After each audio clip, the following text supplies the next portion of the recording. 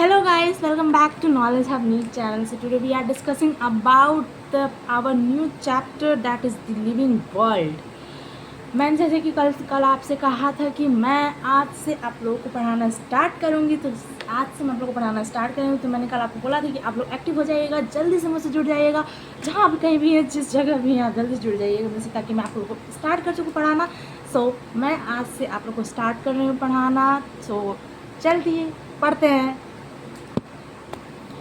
जैसा कि आप लोग जानते हैं कि लिविंग वर्ल्ड हमारे आसपास हर जगह, हम भी एक लिविंग है, और प्लांट भी एक लिविंग है, और ट्रीज़ भी लिविंग है, काउज़, मतलब जितने भी एनिमल्स हैं, प्लांट्स हैं, सब कुछ है, मतलब जो लीव कर रहे हैं, जो सरवाइव कर रहे हैं पानी से, विंड से, तो वो सारे के सारे लिविंग वर्ल्ड हैं। तो उसी से रिलेटेड एक चैप्टर है छोटा सा, द लिविंग वर्ल्ड, उसको आज हम डिस्कस करने वाले हैं।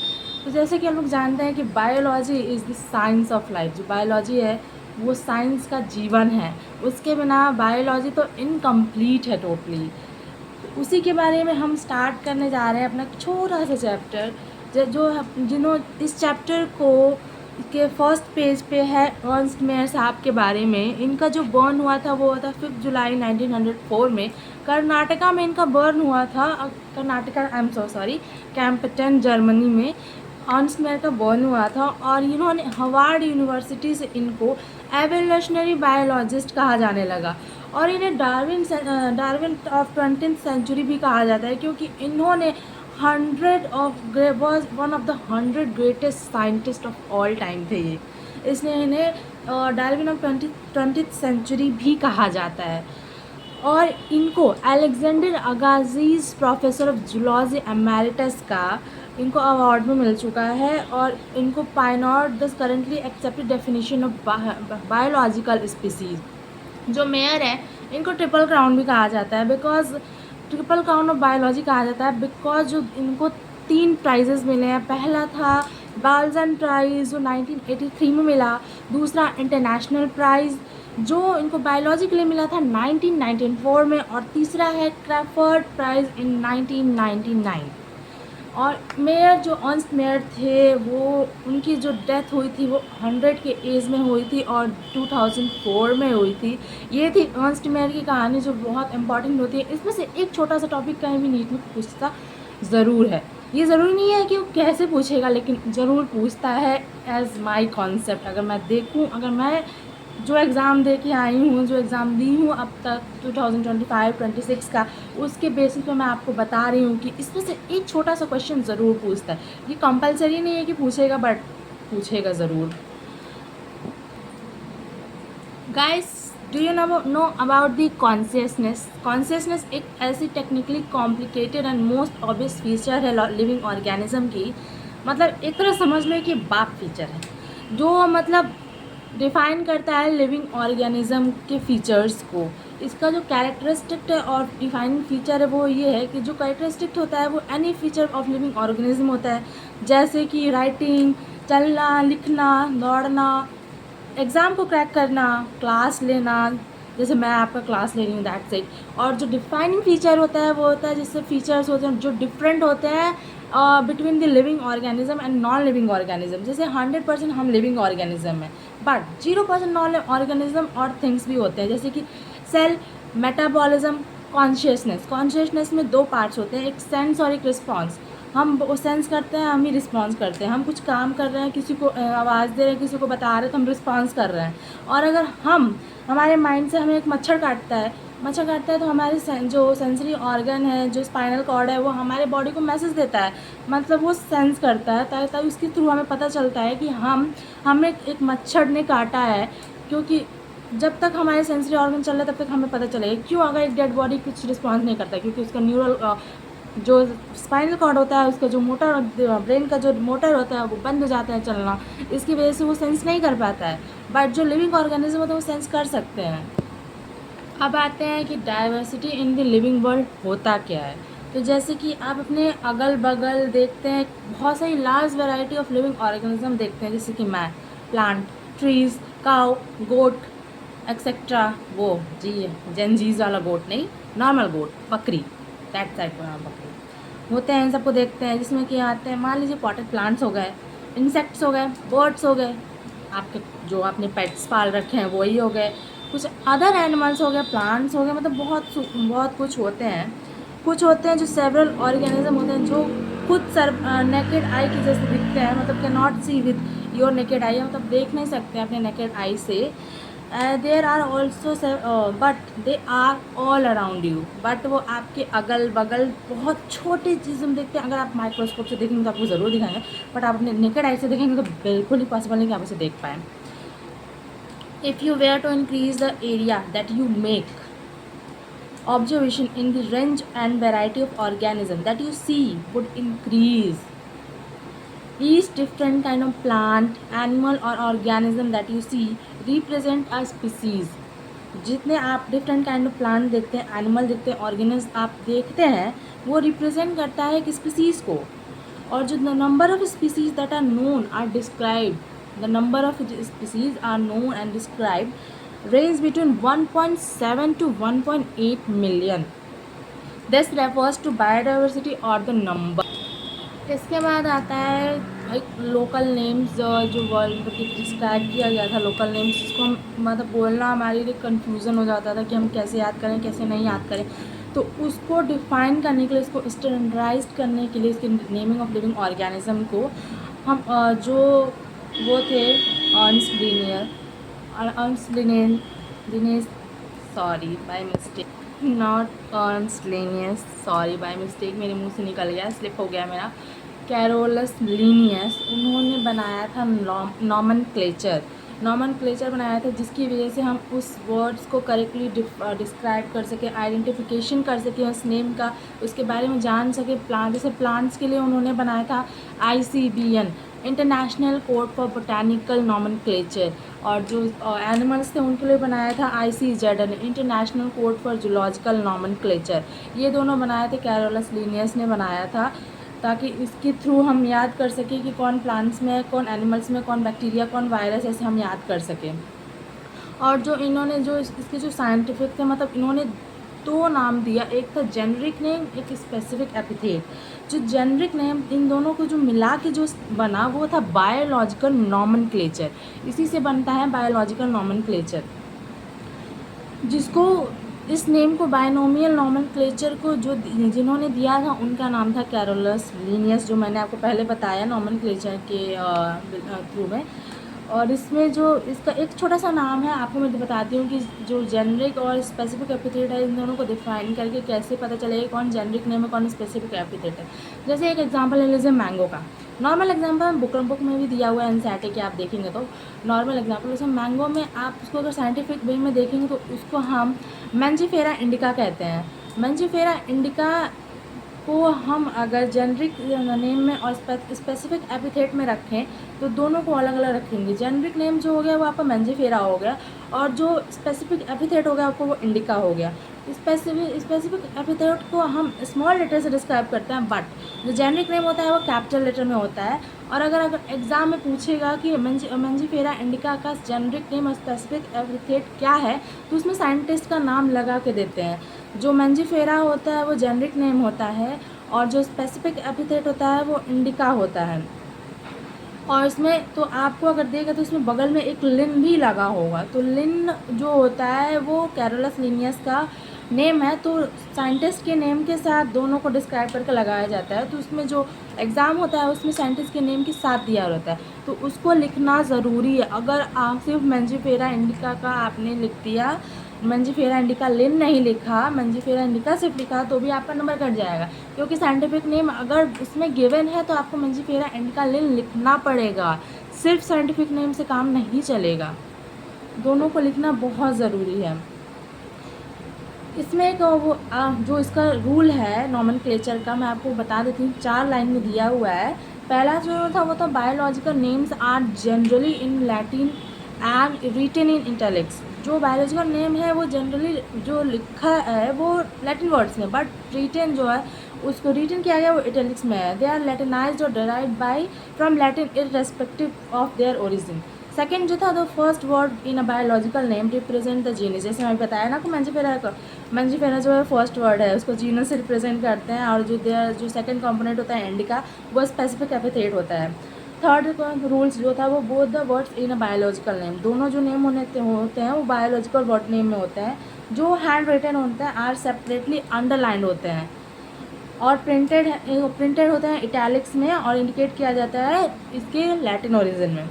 जो फोर्थ रूल था वो था first word denoting the genus, जो फर्स्ट वर्ड है वो डिनोट होगा genus start with a capital letter while the specific epithet start with small letter. मतलब जीनस जो है वो कैपिटल लेटर में लिखा जाएगा और जो स्पेसिफिक एपिथेट है जो स्मॉल लेटर में लिखा जाएगा। अभी आपको मैंने थोड़ी देर पहले रिकॉल कराया, ये मैं दोबारा से आपको रिकॉल करके बता रही हूँ।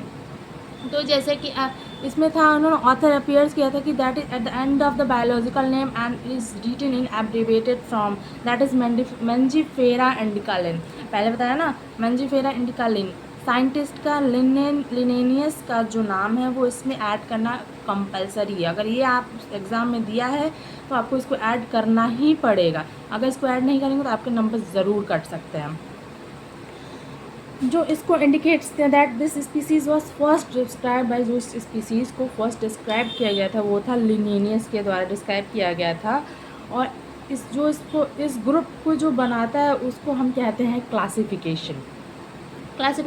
अभी हमने आइडेंटिफिकेशन पढ़ा, अब पढ़ते हैं हम क्लासिफिकेशन वो होता है जिसमें मान लीजिए जैसे necessary to devise some means to make this possible, जो मतलब कुछ डिवाइस होते हैं जिसको हम पॉसिबल कर सकते हैं उसे हम क्लासिफिकेशन कहते हैं। जैसे classification is the process by which anything is grouped into convenient categories based on some easily observable characters. इसमें भी बहुत कुछ आते हैं। फॉर एग्जाम्पल कि अगर मैं आपको बता दूँ तो आप बहुत ईजिली रिकॉग्नाइज कर सकते हैं group of such as plants, animals, dogs, cats, insects, ये सब क्लासिफिकेशंस हैं। इनके जो मूवमेंट होते हैं वो इस टर्म्स के अकॉर्डिंग एसोसिएट किए जाते हैं। जैसे कि ऑब्वियसली अगर आप कहीं भी डॉग देखते हैं तो डॉग को अगर डॉग होता है तो डॉग ही होता है, कैट नहीं होता है। Now if we were to think of Alsatians we know what we are talking about. Similarly suppose we are to say mammals, हम मैमल्स हैं ना, we would of course think of animals with external ears and body of hairs. Likewise in plant, if we try to talk of wheat, the picture in each of our mind will be cat, mammal, wheat, rice, plant और भी बहुत कुछ। और जो dogs होते हैं, cats होते हैं, मैमल्स होते हैं, वीट होते हैं, राइस होते हैं, प्लांट एक्सेट्रा आर कॉन्वेनियंट कैटेगरीज होते हैं ये सब टू स्टडीज़ ऑर्गेनिज्म। जिसका इसमें साइंटिफिक टर्म होता है इसका जो होता है टैक्सा, कैटेगरीज टैक्सा जो इंडिकेट करता है categories at very different levels. जैसे प्लांट्स हो गया, ये भी एक ऑल्सो फ्रॉम अ टैक्सा है, वीट भी एक टैक्सा है, जो एनिमल्स मैमल डॉग्स ये भी टैक्सा है। बट हम you know that a dog in a mammal and mammals are animals, therefore animals, mammals and dogs represent taxa at different level. जो डॉग्स होते हैं, मैमल्स होते हैं, डॉग्स इज़ अ मैमल होता है और मैमल आर एनिमल, जो ये सब होते हैं वो रिप्रेजेंट करता है टैक्सा को, बट एट डिफरेंट लेवल पे रिप्रेजेंट करता है। Based on characteristics all living organism can be classified into different taxa. This process of classification is taxonomy. इस प्रोसेस को ही हम टैक्सोनॉमी कहते हैं। Now we are discuss about systematics taxonomic categories के बारे में हम अब डिस्कस करेंगे। जैसे कि classification is not a single step process but involves hierarchy of steps in which each step represent a rank और कैटेगरी। मतलब ये है कि जो क्लासिफिकेशन है वो एक सिंगल स्टेप नहीं है हायरार्की का, बट स्टेप्स इन्वॉल्व होते हैं रिप्रेजेंट अ रैंक और कैटेगरी, जिसको हम टैक्सोनॉमिक कैटेगरी कहते हैं। अगर आप ऑल कैटेगरीज को टुगेदर कर देंगे तो उसको हम कॉन्स्टिट्यूट करने के बाद टैक्सोनॉमिक कैटेगरी बोलेंगे, हायरार्की बोलेंगे। Each category refer to as a unit of classification, in fact represent a rank and is commonly termed as taxon. ठीक है, इसमें आता है अब और सब पार्ट्स के बाद अगर बात करें तो टैक्सोनॉमिक कैटेगरीज में बहुत कुछ आता है। पहला आता है स्पीसीज, देन आता है genus, then female not female it's family, slip हो गया, order, class, phylum and kingdom. तो जो स्पीसीज़ होता है वो टैक्सोनॉमिक स्टडीज़ में कंसिडर करते हैं the group of Individual organism fundamental similarities as a species. One should be able to distinguish one species from the other closely related species based on the distinct morphological difference. ठीक, let us consider Mangifera indicum. Mangifera indicum में Solanum ट्यूबेरसम जो हो गया potato, उसमें पढ़ते हैं morphological and flowering plant में इसको पढ़ा जाता है सोलेनम ट्यूबेरसम एंड पैंथेरा लियो। ये तो पैंथेरा लियो हम बहुत कॉमन नेम है, इसको तो हमको नॉर्मली याद हो जाता है, लायन को ही कहते हैं।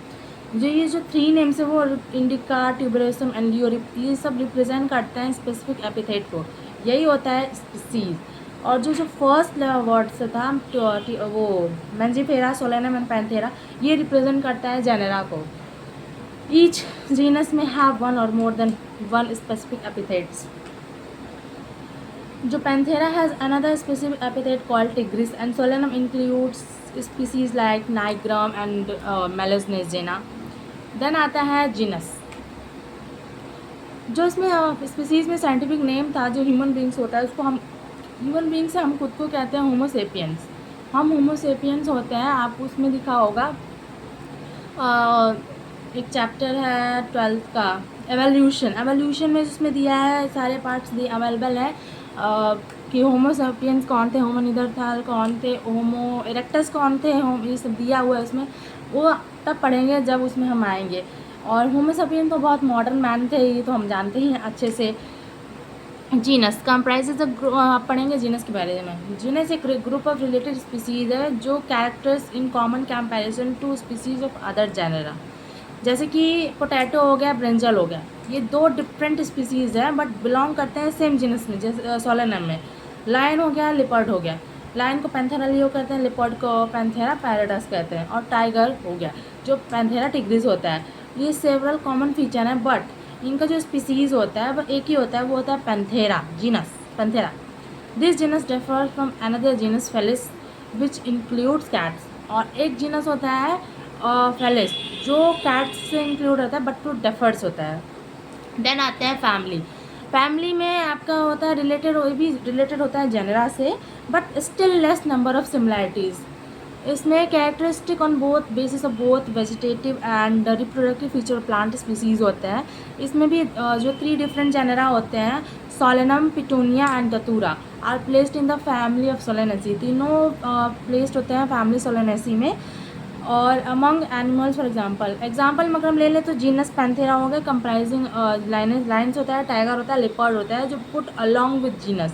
बट एक जो फैलिस होता है कैट, वो बहुत डिफरेंट होता है क्योंकि बिलोंग करता है फैमिली फैलिडी से। जो फैमिली फैलिडी होती है वो सिमिलर टू डिफरेंट फैमिलीज होती है, फैमिली कैनिडी और फैमिली फैलिडी फैमिली में है। देन आते हैं ऑर्डर। यू हैव इसमें हम order and other higher taxonomy category different होता आइडेंटिफाइड होता है based on the aggregate characters. इसमें कुछ सिमिलर कैरेक्टर्स होते हैं जो लेस नंबर में होते हैं, जैसे कॉन्विलेसी, सोलेनेसी इंक्लूडेड होते हैं पॉलीमोनियल्स में जो मेनली बेस्ड होते हैं फ्लोरल कैरेक्टर्स में। और कुछ एनिमल ऑर्डर भी होते हैं जैसे कार्निवोरा हो गया, वो इंक्लूड करता है फैमिली लाइक फैलिडी और कैनिडी जो बहुत डिफरेंट 2 डिफरेंट फैमिलीज़ हैं। देन आता है क्लास। ये कैटेगरी इंक्लूड रिलेटेड ऑर्डर होता है। इसमें एग्जांपल हो गया आपको जैसे प्राइमेटा, ऑर्डर प्राइमेटा जैसे मंकी से रिलेटेड होता है gorilla, gibbon, placed in class Mammalia.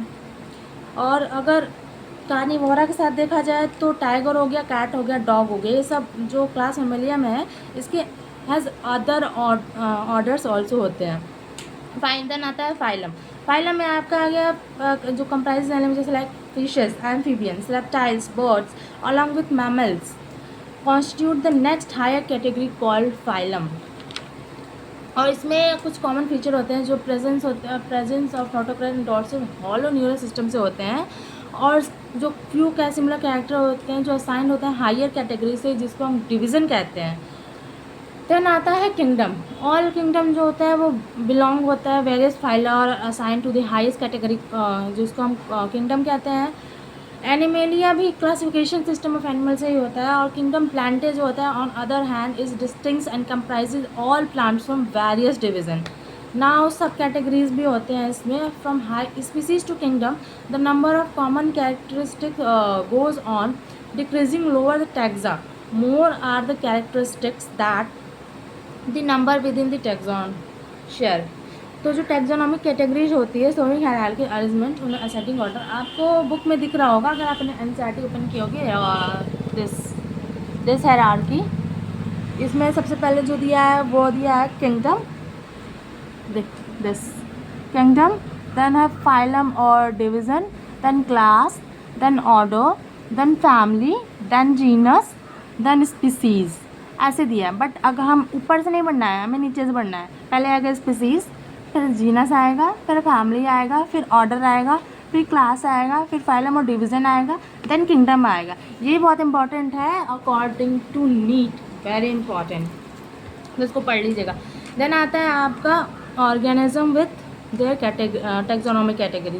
नीचे दिया है, एक टेबल दिया है, छोटा सा टेबल है, जिसमें common name, biological name, genus, family, order, class, phylum और डिवीज़न दिया हुआ है।